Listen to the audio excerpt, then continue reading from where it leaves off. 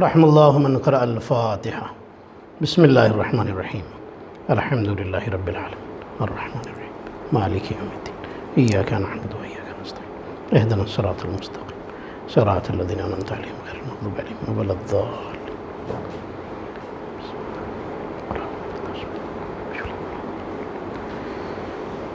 صلوات اللہ محمد وآل محمد اللہم صلی علی محمد وآل محمد لا حول ولا قوة الا باللہ العلی العظیم اعوذ باللہ من الشیطان الرجیم بسم اللہ الرحمن الرحیم الحمدللہ رب العالمین حسبنا اللہ ونعم الوکیل نعم المولا ونعم النصیر والصلاة والسلام والتحیۃ والاکرام علی اشرف الانبیاء والمرسلین سیدنا و مولانا حبیب الہ العالمین ابی القاسم محمد اللہم صلی علی محمد وآل محمد والصلاة والسلام والتحیۃ والاکرام علی اہل بیتہ الطیبین الطاہرین المعصومین المظلومین سیما بقیت اللہ فی الارضین روحی و ارواح العالمین لتراب مقدمہ الفدا اللہم عجل ولیک الفرج ولعنۃ اللہ علی اعدائہم اجمعین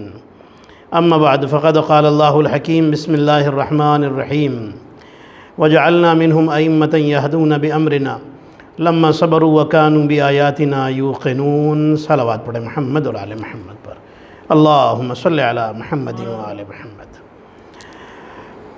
فصل اذا کا آغاز ہو گیا،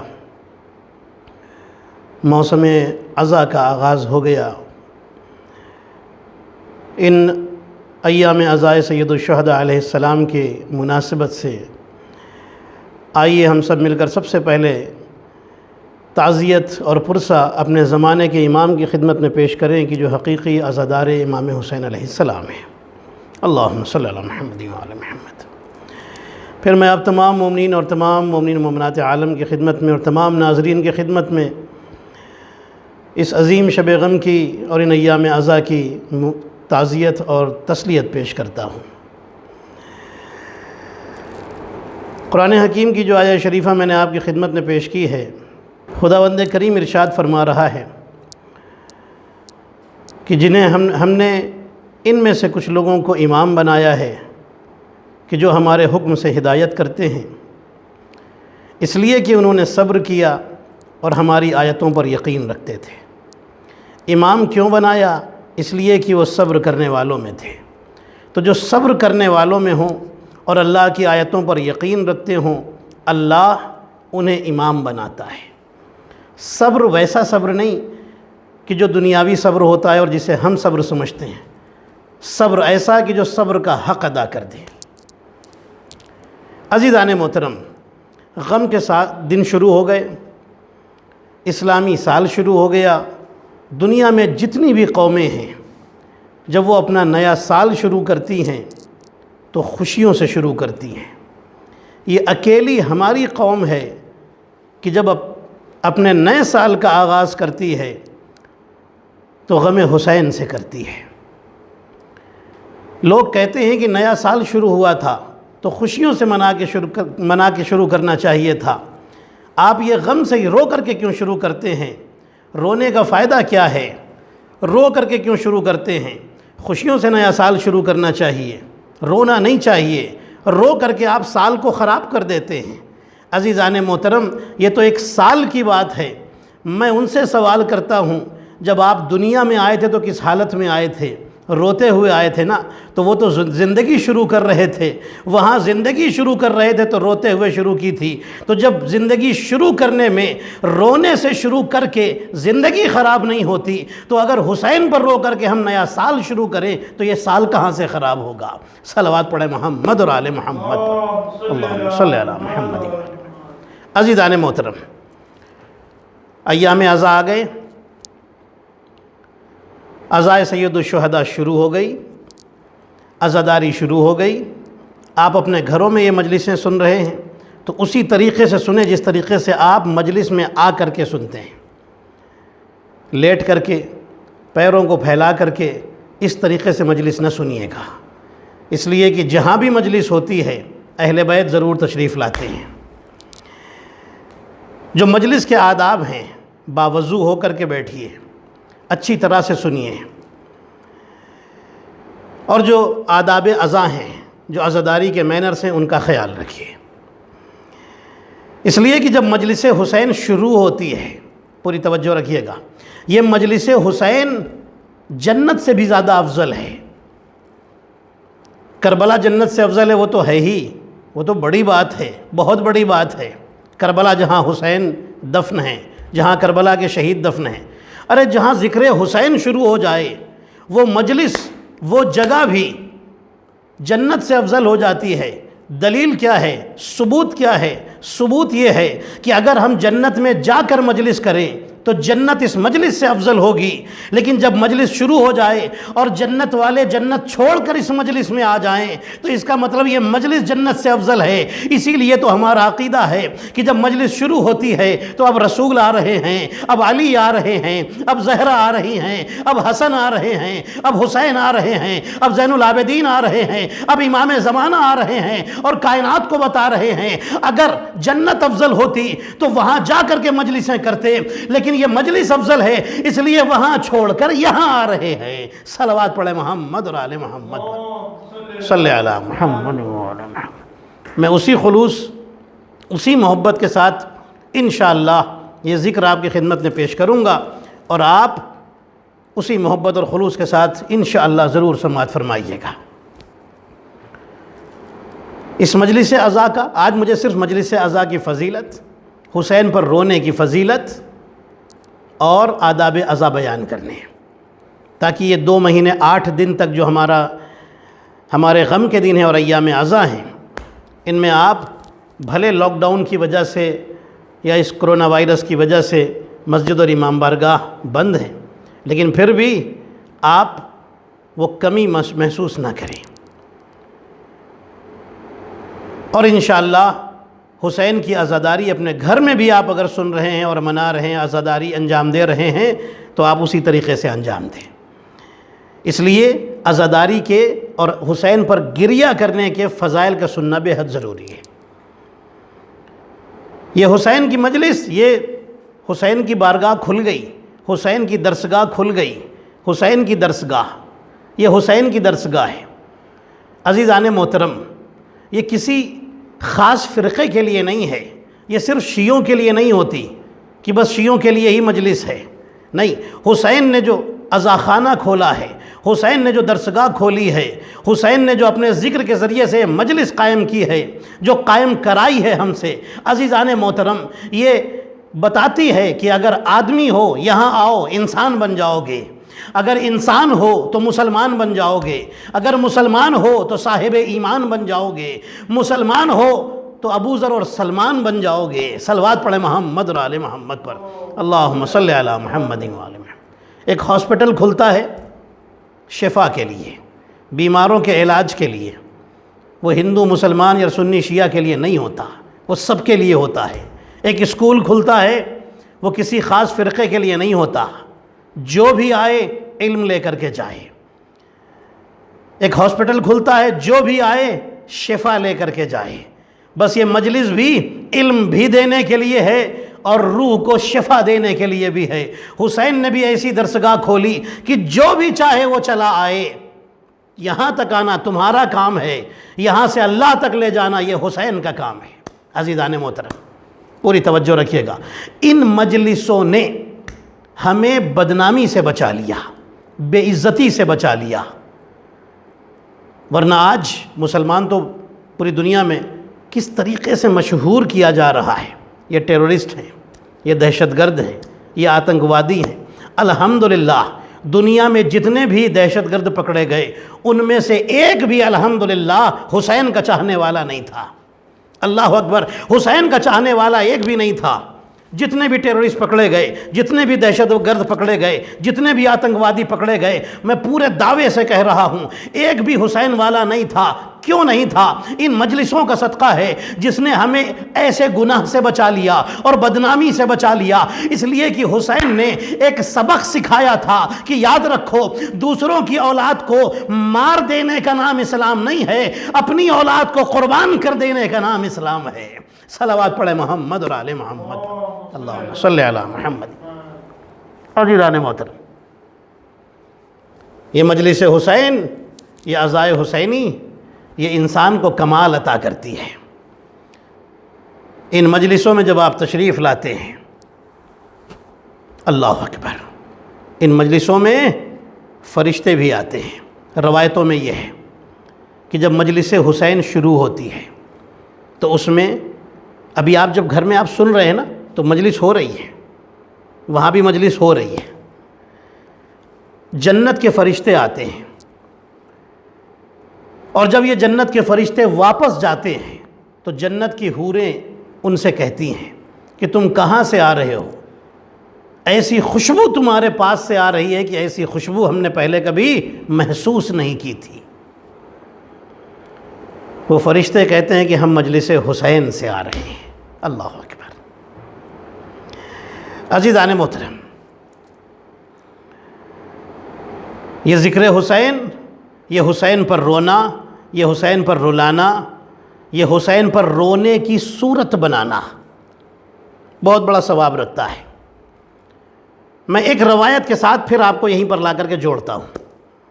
حضرت موسیٰ علیہ السلام کے پاس جب ملک الموت آئے روح نکالنے کے لیے، حضرت موسیٰ علیہ السلام نے ایک سوال کیا، کہا ملک الموت کیوں آئے ہو؟ کہنے لگے آپ کی روح نکالنے آئے ہیں، آخری وقت آ گیا، جانے کا وقت آ گیا۔ نبی موسیٰ فرماتے ہیں کہاں سے روح نکالو گے؟ کہنے لگے کہ منہ سے روح نکالوں گا۔ نبی موسیٰ فرماتے ہیں کیا تم اس منہ سے روح نکالو گے جس میں وہ زبان ہے جس سے میں اللہ سے کلام کیا کرتا تھا، باتیں کیا کرتا تھا؟ ملک الموت کہنے لگے کوئی بات نہیں، منہ سے نہیں روح نکالوں گا، آپ کے کانوں سے روح نکالوں گا۔ نبی موسیٰ فرماتے ہیں کیا اے ملک الموت، کیا تم ان کانوں سے روح نکالو گے جس سے میں اللہ کی آواز سنا کرتا تھا؟ کلام کرتے تھے نا، کلیم اللہ کہے جاتے ہیں۔ ملک الموت پریشان، کہتے ہیں کہ اے موسیٰ ان آنکھوں سے آپ کی روح نکالوں گا۔ نبی موسیٰ فرماتے ہیں کیا تم ان آنکھوں سے روح نکالو گے جن سے میں نے اللہ کا جلوہ دیکھا ہے؟ ایک نور چمکا تھا نا کوہ طور پر، موسیٰ بے ہوش، نبی موسیٰ علیہ السلام غش میں آ گئے اور قوم جو لوگ آئے تھے وہ جل گئے۔ اے ملک الموت کیا ان آنکھوں سے روح نکالو گے؟ اس سے تو میں نے خدا کا جلوہ دیکھا ہے اور توریت کی آیتیں دیکھی ہیں۔ کہنے لگے کوئی بات نہیں، میں ان ہاتھوں سے روح نکالوں گا۔ اللہ اکبر، میں آپ کو کہاں لے کے جانا چاہتا ہوں۔ جناب موسیٰ فرماتے ہیں ان ہاتھوں سے روح نکالو گے؟ ان سے تو میں نے توریت کی تختیاں اٹھائی ہیں، توریت کی تختیاں اٹھائی ہیں، ان سے نکالو گے؟ کہنے لگے ٹھیک ہے، میں آپ کے پیروں سے روح نکالتا ہوں۔ جناب موسیٰ فرماتے ہیں کہ ان پیروں سے روح نکالو گے؟ ان پیروں سے چل کر کے میں کوہ طور پر گیا ہوں اللہ سے بات کرنے کے لیے۔ ملک الموت حیران، واپس گئے، اللہ سے بتایا، اللہ نے فرمایا اے ملک الموت میں نے سب سن لیا، ملک الموت تم چھوڑ دو، موسیٰ کو میرے اوپر چھوڑ دو، میرا موسیٰ کے ساتھ معاملہ ہو جائے گا، موسیٰ کا معاملہ میرے اوپر چھوڑ دو۔ عزیزان محترم، جناب موسیٰ نے ہم کو بھی ایک اچھا موقع دے دیا۔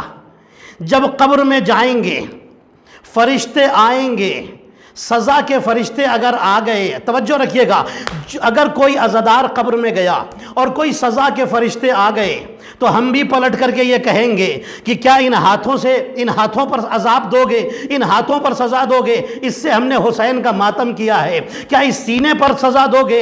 اس پر حسین کا ماتم کیا ہے۔ کیا ان آنکھوں کو سزا دو گے؟ ان آنکھوں سے حسین کی زری کی زیارت کی ہے۔ کیا اس زبان کو سزا دو گے؟ اس سے ہم نے یا حسین کہا ہے۔ کیا ان آنکھوں سے سزا دو گے؟ ان آنکھوں سے ہم نے حسین پر آنسو بہائے ہیں۔ کیا ان ہاتھوں پر، کیا ان پیروں پہ سزا دو گے؟ ان پیروں سے ہم چل کر حسین کی مجلس میں گئے ہیں۔ ہمارا یقین یہ ہے کہ اب حسین آئیں گے اور کہیں گے اے فرشتوں تم باہر چلے جاؤ، اس عزادار کا مسئلہ، اس عزادار کا معاملہ حسین کے حوالے کر دو۔ صلوات پڑھے محمد اور آل محمد صلی علی محمد۔ عزیزان محترم، میں چاہتا ہوں کہ وہ باتیں آپ کی خدمت میں عرض کروں جو میں نے نہیں پڑھی ہیں۔ لیکن کچھ باتیں ایسی بھی آ سکتی ہیں یاد دہانی کے لیے کہ جو اس سے قبل بھی آپ کی خدمت میں عرض کر چکا ہوں. اب سنیے گا. روایتوں میں ایک جملہ ہے کہ جو بھی حسین کی زیارت کے لیے جاتا ہے اس کے ہر قدم پر ایک حج اور ایک عمرے کا ثواب لکھا جاتا ہے. اور اسی حدیث کے آگے لکھا ہوا ہے جو حسین کے غم میں روتا ہے اس کے ایک آنسو کے قطرے کے بدلے میں اللہ اس کے صغیرہ اور کبیرہ یعنی بڑے اور چھوٹے سارے گناہوں کو معاف کر دیتا ہے. حسین کے غم میں بہنے والے آنسو کے ایک قطرے کے بدلے میں. توجہ رکھیے گا، یہ ہے روایت. ایک بڑے عالم گزرے ہیں ہمارے مذہب میں جن کا نام ہے سید بحر العلوم. سید بحر العلوم سامرہ جا رہے تھے زیارت کرنے کے لیے. راستے میں ان کے ذہن میں ایک سوال آیا کہ یہ روایت تو میں نے پڑھی ہے کہ جو حسین کی قبر کی زیارت پر جائے ایک ایک قدم پر، توجہ رکھیے گا، ایک ایک حج اور ایک ایک عمرے کا ثواب لکھا جاتا ہے، اور جو حسین کے غم میں روئے ایک آنسو کے بدلے میں اس کے صغیرہ اور کبیرہ گناہ معاف ہو جاتے ہیں. سید بحر العلوم سوچ رہے ہیں کہ یہ کیسے ہو سکتا ہے. دیکھیے سوال جو اٹھتے ہیں نا وہ دو طرح کے ہوتے ہیں. ایک سوال ہوتا ہے انکار کرنے کے لیے اور ایک سوال ہوتا ہے جواب لینے کے لیے، کنونس ہونے کے لیے. سید بحر العلوم بہت بڑے عالم ہیں، ہمارے مذہب کے عالم ہیں، بڑا انہوں نے دین کا کام کیا، دین کی خدمت کی ہے. ظاہر سی بات ہے یہ انکار تو نہیں کریں گے نا، اس روایت کا، امام کے اس قول کا، امام کی اس بات کا انکار تو نہیں کریں گے. یہ سوال جو ان کے دماغ میں آیا ہے کہ یہ کیسے ہو سکتا ہے کہ اتنے سے عمل پر اللہ اتنا بڑا ثواب عطا کرتے. یہ سوال ان کے ذہن میں اس لیے آیا ہے تاکہ اس کا جواب مل جائے اور دل مطمئن ہو جائے، کنونس ہو جائیں، اس لیے یہ سوال دل میں آیا ہے.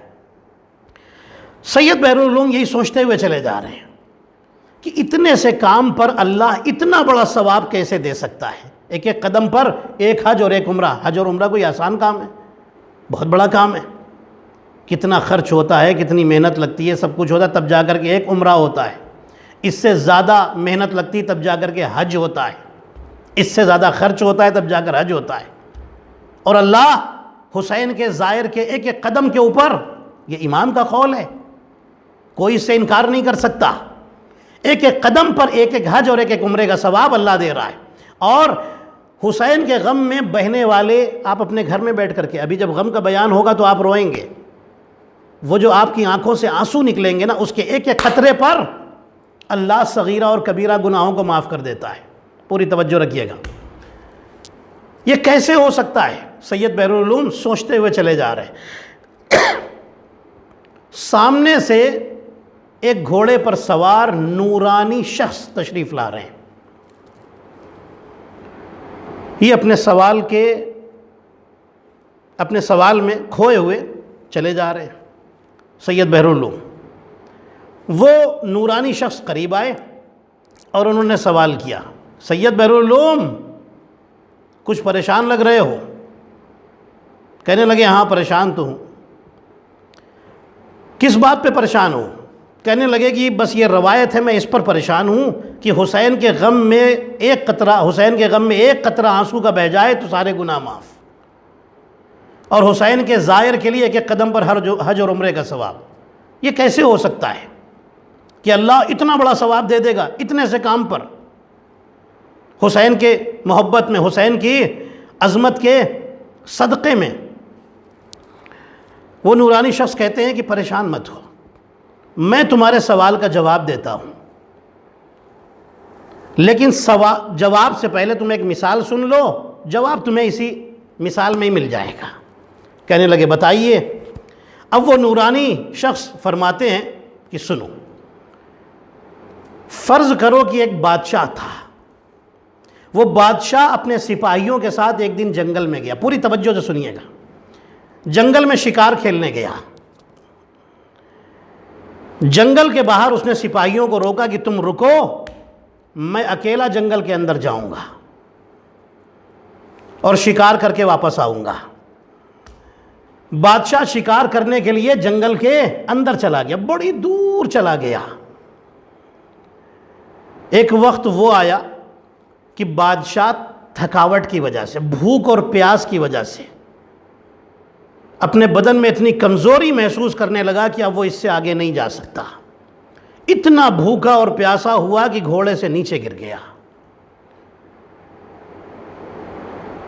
بڑا پریشان ہے، اور وہ یہ سوچ رہا ہے کہ اب تو میری موت آ گئی، اس لیے کہ میں اتنی دور آ چکا ہوں، گھوڑے پر بیٹھنے کی طاقت نہیں ہے، میں کیسے واپس جاؤں گا، میرے اندر طاقت ہی نہیں ہے اتنی دور واپس جانے کی، یہاں نہ کہیں کھانا نظر آتا ہے نہ پانی نظر آتا ہے، میرا کیا ہوگا، میں تو بھوک اور پیاس سے اب مر جاؤں گا۔ زندگی سے مایوس ہو چکا تھا، پوری توجہ رکھیے گا، مایوس ہو چکا تھا۔ اچانک اس نے سر اٹھایا تو دیکھا سامنے خیمہ نظر آیا، اس خیمے میں ایک بوڑھی عورت اپنے بیٹے کے ساتھ رہتی تھی۔ یہ بادشاہ جب اپنی جگہ سے اٹھا، خیمے کے دروازے پر پہنچا اور جا کر کے آواز دیتا ہے کوئی ہے؟ اندر سے آواز آئی آپ اندر آ جائیے۔ بادشاہ اندر گیا، اس نے دیکھا کہ ایک بوڑھی عورت ہے، اس کا ایک بیٹا ہے، اور کونے میں، خیمے کے کونے میں ایک بکری ہے، اور یہ بکری ان کی روزی روٹی کا اکیلا ایک سہارا ہے، ماں اور بیٹے کی روزی روٹی کا اکیلا ایک سہارا ہے۔ بادشاہ آگے بڑھا اور بادشاہ گر گیا، زمین میں گر گیا۔ جب ان لوگوں نے دیکھا، ماں اور بیٹے نے، تو سمجھ گئے کہ یہ بھوک اور پیاس سے جاں بلب ہے، بالکل موت کے دہانے پر پہنچ چکا ہے، موت کی کگار پر پہنچ چکا ہے، اب یہ بچنے والا نہیں۔ انہوں نے جلدی سے اس کا دودھ نکالا، بکری کا دودھ نکالا، اور اس کے بعد کھانے کا کوئی سامان نہیں تھا، ختم ہو چکا ہوگا۔ فوراً بیٹے نے بکری کو ذبح کیا اور اس کا گوشت تیار کر کے، گوشت اور دودھ لا کر کے بادشاہ کے سامنے رکھ دیا۔ بادشاہ نے جب کھا پی لیا تو اب بادشاہ نے کہا کہ کیا میں آج رک سکتا ہوں؟ رات ہو چکی تھی، بادشاہ رک گیا۔ دوسرے دن صبح ہوئی، بادشاہ نے اجازت مانگی اور کہا کہ بہت بہت شکریہ۔ یہ ماں اور بیٹے دونوں اس کو پہچانتے نہیں تھے کہ یہ ہے کون، بس ایک مہمان دیکھا، موت کی کگار پر دیکھا اور فوراً مدد کر دی، اور جو کچھ بھی ان کے پاس تھا، جو ایک سہارا تھا زندگی گزارنے کا، وہ بھی بادشاہ کو دے دیا۔ اتنے بڑے دل کے لوگ تھے کہ ایک مرتے ہوئے انسان کو بچا لیا۔ اگر یہ اس وقت انتظام نہ کرتے تو یہ مر گیا ہوتا۔ بادشاہ اپنے سپاہیوں کے پاس واپس آیا، اس نے پورا واقعہ بیان کیا، اور اس کے بعد سپاہیوں سے سوال کیا کہ اے سپاہیوں، یہ بتاؤ کہ اس بوڑھی عورت اور اس کے بیٹے نے میری جان بچائی، یہ بتاؤ کہ مجھے ان کے اس احسان کے بدلے میں ان کو کیا دینا چاہیے۔ ایک سپاہی نے کہا کہ بادشاہ صاحب، انہوں نے ایک بکری آپ کے لیے قربان کی تھی، آپ 100 بکریاں دے دیجئے۔ بادشاہ نے کہا پھر بھی ان کے احسان کا بدلہ نہیں چکایا جا سکتا۔ دوسرے سے پوچھا، دوسرے نے کہا کہ آپ انہیں 100 بکریاں دیجئے اور 100 درہم دے دیجئے۔ بادشاہ نے کہا یہ بھی جواب صحیح نہیں ہے، میں اتنا بھی دے دوں تو ان کے احسان کا بدلہ نہیں چکا سکتا۔ تیسرے نے کہا کہ آپ کا کوئی کھیت ہے، زمین ہے، وہ دے دیجئے ان ماں اور بیٹے کو۔ بادشاہ نے کہا اگر میں یہ بھی دے دوں تب بھی ان کے احسان کا بدلہ نہیں ادا کر سکتا۔ لوگوں نے کہا پھر آپ ہی بتائیے کیا دینا چاہیے اس احسان کے بدلے میں کہ آپ کی جان بچائی۔ بادشاہ نے کہا سنو، اگر آج میں زندہ نہ رہتا تو نہ میری بادشاہت رہتی نہ میری دولت رہتی، سب ختم ہو جاتا۔ ان کے پاس جو کچھ بھی تھا، پوری توجہ رکھیے گا، ان کے پاس جو کچھ بھی تھا انہوں نے وہ سب میرے اوپر قربان کر دیا، وہ سب مجھے دے دیا۔ تو اب میرا فرض یہ بنتا ہے کہ میرے پاس جتنی حکومت ہے، جو کچھ بھی ہے، میں سب ان کے حوالے کر دوں، تب شاید ان کے احسان کا بدلہ ادا ہو سکے۔ اب وہ بزرگ کہتے ہیں، وہ نورانی شخص کہتے ہیں، اے سید بحر العلوم آپ سمجھے، میں آپ کو یہ واقعہ سنا کر کے، یہ ایک فرضی واقعہ، یہ ایک داستان سنا کر کے میں آپ کو یہی سمجھانا چاہتا ہوں کہ دیکھیے اس بادشاہ نے کہا کہ ان کے پاس جو کچھ تھا انہوں نے اس پر قربان کر دیا، تو اب احسان کا بدلہ یہ ہے کہ جو کچھ اس کے پاس ہے وہ سب ان کے حوالے کر دے، ان کے حوالے کر دے۔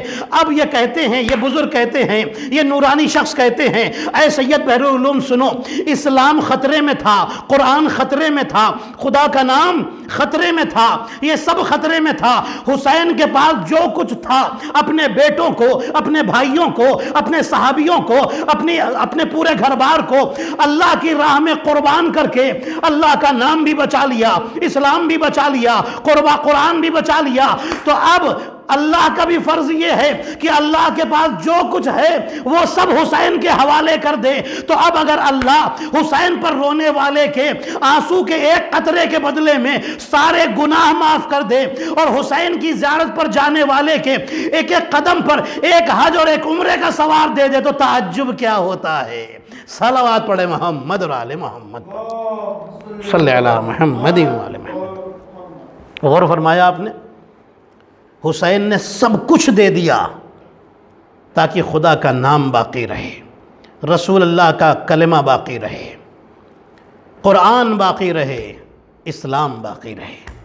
اللہ نے بھی سب کچھ حسین کے، ساری مرضیاں حسین کے حوالے کر دیں۔ اللہ اکبر۔ نبی ابراہیم نے کیا کہا تھا اللہ سے؟ میں ایک جملہ آپ کی خدمت میں عرض کرنا چاہتا ہوں۔ کہا تھا میرے اللہ تو مردے کیسے زندہ کرتا ہے مجھے دکھا دے۔ اللہ نے کہا تھا کہ جاؤ، جا کر کے پرندے لو، انہیں ذبح کرو، ان کے منہ اپنے ہاتھ میں لو، ان کے سر ہاتھ میں لو، انہیں بلاؤ، وہ آ جائیں گے، تم دیکھ لو گے میں کیسے مردوں کو زندہ کرتا ہوں۔ یعنی نبی، اللہ نے سوال کیا تھا، کیا تمہیں اولا تؤمن، کیا تمہیں ایمان نہیں ہے؟ نبی ابراہیم نے فرمایا تھا ایمان تو ہے، اطمینان چاہتا ہوں، کنونس ہونا چاہتا ہوں، اطمینان چاہتا ہوں۔ عزیزان محترم میں ایک جملہ کہہ دوں، جو اطمینان مانگ رہا ہو اسے ابراہیم کہتے ہیں، اور اس اللہ کربلا کے میدان میں یا ایتھا النفس المطمئنہ کہہ کر جسے نفس مطمئن کی سند دے رہا ہو اسے حسین کہا جاتا ہے۔ صلوات پڑھ لے محمد اور آل محمد صلی اللہ علیہ وسلم۔ عزیزان محترم، آج بات یہیں پر میں روک رہا ہوں۔ میرا ٹاپک انشاءاللہ اس آیت کی روشنی میں جو میں نے آپ کو سنائی، امامت اور ہدایت، یہ میرا ٹاپک رہے گا انشاءاللہ، اور اسی پر انشاءاللہ بہت ساری باتیں آپ سنیں گے، امامت کے حوالے سے اور ہدایت کے حوالے سے۔ عزیزان محترم، حسین وہ ہے کہ جس نے اسلام کو حیات دی ہے، حسین وہ ہے کہ جس کی وجہ سے آج سجدے باقی ہیں، حسین وہ ہے کہ جس کی وجہ سے آج انسانیت اور ہیومنٹی باقی ہے۔ صرف اسلام کی بات نہیں، حسین نے جو قربانی پیش کی ہے نا، وہ انسانیت کی یاد دلاتی ہے، وہ آپس میں ایک دوسرے کے ساتھ محبت کی یاد دلاتی ہے۔ حسین نے دکھایا کربلا میں کہ دیکھو میرے ساتھ لوگ 72 ہیں، ان کے نظریے 72 نہیں ہیں، سب کے نظریے ایک ہیں، سب کے ویژن ایک ہیں۔ کتنی محبت ہے۔ ایک ہندو رائٹر ہے، وہ لکھتا ہے کہ میں نے کربلا کا واقعہ پڑھا اور میں نے بڑی جنگیں پڑھی، بڑی جنگیں میں نے اسٹڈی کی۔ ہر جنگ میں یہ دیکھا کہ ایک سپاہی اپنی جان بچاتا ہے اور چاہتا ہے کہ دوسرا میدان میں چلا جائے، لیکن اکیلی کربلا کی جنگ دیکھی کہ جہاں ہر سپاہی چاہتا ہے کہ پہلے میں جا کر شہید ہو جاؤں، پہلے میں جا کر کے قربان ہو جاؤں۔ وہ کہتا ہے یہ اکیلی کربلا کی جنگ تھی، نہ اس کے بعد کوئی ایسی جنگ ہوئی ہے اور نہ کبھی ہوگی۔ عزیزان محترم،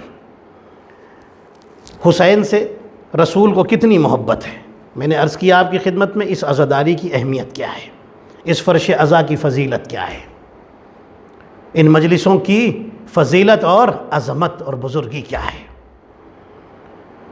کتنی محبت تھی رسول کو اپنے نواسے حسین سے۔ روایتوں میں لکھا ہے، آپ رونے کے لیے انشاءاللہ تیار ہو کر کے بیٹھیں گے، اور آپ گریہ کریں گے۔ روایتوں میں، کتابوں میں لکھا ہے، ایک دن ہمارے نبی اپنے گھر میں تشریف رکھتے تھے۔ رسول اللہ کی زوجہ ہے جن کا نام ہے ام سلمہ۔ رسول اللہ نے فرمایا، ام سلمہ دیکھو آج میں بہت تھکا ہوا ہوں، مجھے آرام کرنا ہے، جو بھی آئے اس سے بتا دینا کہ آج رسول آرام فرما رہے ہیں، آج میں کسی سے ملاقات نہیں کر سکتا، کسی سے ملاقات نہیں کرنا چاہتا، مجھے آرام کرنا ہے۔ ہمارے نبی حجرے میں آرام کر رہے ہیں، لوگ آتے ہیں، ام سلمہ کہتی ہیں کہ رسول اللہ جسم میں خستگی محسوس کر رہے ہیں اس لیے آرام فرما رہے ہیں، آپ جائیں بعد میں آئیے گا۔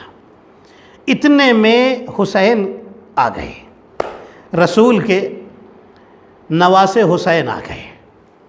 جیسے ہی تشریف لائے حسین، اس حجرے میں جانا چاہا جس میں رسول آرام فرما رہے تھے۔ ام سلمہ نے روکا، کہنے لگیں شہزادے آپ کے نانا نے منع کیا ہے، آج ان سے کوئی نہیں مل سکتا۔ حسین رونے لگے اور رو کر کے ایک جملہ کہا، کہنے لگے نانی یہ بتائیے کہ کیا نانا نے مجھ سے ملنے سے بھی منع کیا ہے؟ یہ کہہ کر کے حسین مڑے اور روتے ہوئے واپس چلے گئے۔ رسول اللہ نے یہ آواز سن لی، رسول جلدی سے بستر سے نیچے اترے اور دوڑتے ہوئے باہر تشریف لائے۔ رسول کے پیر میں نالین بھی نہیں تھے، رسول نے نالین بھی نہیں پہنے، جوتے بھی نہیں پہنے، اسی طرح دوڑتے ہوئے باہر آئے اور کہا ام سلمہ یہ بتاؤ کیا میرا حسین آیا تھا؟ کہا یا رسول اللہ آپ کے نواسے حسین آئے تھے۔ کیا کہا؟ میں نے منع کر دیا کہ آج رسول کسی سے ملنا نہیں چاہتے۔ رسول فرماتے ام سلمہ کیا غضب کر دیا۔ جلدی سے رسول باہر آئے اور جا کر کے حسین کو گود میں اٹھا لیا، پہنچ گئے حسین تک، حسین کو گود میں اٹھا لیا اور آنسو صاف کیے اور ایک جملہ فرمایا کہ حسین میں اپنی زندگی میں تمہاری آنکھوں میں آنسو نہیں دیکھ سکتا، میں تمہیں روتا ہوا نہیں دیکھ سکتا، میں کہوں گا یا رسول اللہ یہ مدینہ ہے، ذرا کربلا بھی آئیے گا، اس حسین کو رلا رلا کے مارا گیا ہے، کبھی اصغر کے گلے میں تیر لگا تب حسین روئے، کبھی عباس کے بازوؤں کو اٹھایا تب حسین روئے، کبھی قاسم کے جنازے پر آئے تو حسین روئے۔ ہاں عزادارو حسین کو کس کس طرح سے رلایا گیا ہے، کبھی اکبر کے جنازے پر آ کر کے روئے، کبھی اون محمد کے جنازے پر جا کر روئے۔ ہاں عزادارو میں کہوں گا یا رسول اللہ آئیے اور آ کر دیکھیے حسین کے گلے کو کاٹ کر کے حسین کو رلایا گیا ہے۔ ہاں عزادارو غم کے دن آ گئے، موسم عزا آ گیا۔ ہاں عزادارو روایتوں میں لکھا ہے کہ جب محرم کا چاند نمودار ہوتا تھا تو مدینہ کے لوگ کہتے ہیں کہ ہم محرم کا چاند دیکھ کر کے نہیں پہچانتے تھے کہ محرم آ گیا۔ جب محرم کا چاند نکلتا تھا امام جعفر صادق کے گھر سے رونے کی آواز بلند ہوتی تھی، ہم سمجھ جاتے تھے کہ محرم کا چاند نکل آیا ہے۔ ہاں عزادارو ایک راوی ہے، امام رضا علیہ السلام کے ایک صحابی ہے، وہ کہتے ہیں کہ میں ایک دن امام رضا سے ملنے کے لیے گیا، امام رضا گھر کے باہر زمین پر بیٹھے تھے، امام نے اپنا عمامہ اتار کر زمین پر رکھا تھا اور آسمان کی طرف دیکھ کر روتے تھے۔ میں نے پوچھا مولا کب تک روتے رہیں گے؟ فرمایا الی یوم القیامہ، قیامت تک روتے رہیں گے۔ کہا مولا کیوں قیامت تک روتے رہیں گے؟ امام نے فرمایا تجھے پتہ نہیں محرم کا چاند نکل آیا۔ مولا کب تک روتے رہیں گے؟ فرمایا قیامت تک روئیں گے۔ مولا کیوں؟ امام فرماتے ہیں اس لیے قیامت تک روئیں گے تاکہ تم کربلا کو اس طرح نہ بھول جاؤ جیسے غدیر کو بھول گئے ہو۔ عزادارو روایتیں بتاتی ہے، کتابوں میں لکھا ہے، کتابوں میں ایک واقعہ لکھا ہے، بس وہ واقعہ پڑھ کر کے مجلس ختم کر دوں گا۔ عزادارو لکھا ہے بصرے میں، عراق کے شہر بصرے میں ایک مومن گھرانہ تھا، میاں بیوی تھے، زن و شوہر تھے اور ان کے 2 بچے تھے۔ یہ ہر سال اپنے گھر میں مجلس حسین کیا کرتے تھے۔ ایک سال ان کا بزنس ختم ہو گیا، بزنس ٹوٹ گیا، یہ غریب ہو گئے اور اتنے غریب ہو گئے کہ اب ان کے گھر میں کھانے کو کچھ نہیں تھا۔ گھر میں کھانے کو کچھ نہیں تھا، محرم قریب آ رہے تھے، ان کے دل کی دھڑکن بڑھتی جا رہی تھی کہ محرم قریب آ گئے، اس سال شاید ہم اپنے گھر میں حسین کی مجلس نہ کر سکیں، حسین کی عزاداری نہ کر سکیں۔ میں یہ واقعہ اس لیے سنا رہا ہوں کیونکہ آپ اپنے گھروں میں بیٹھے ہوئے عزاداری کر رہے ہیں۔ ہاں عزادارو، روایتیں بتاتی، کتابوں میں لکھا ہے کہ جب محرم کا چاند نمودار ہوا، محرم کا چاند نمودار ہو رہا ہے، اس سے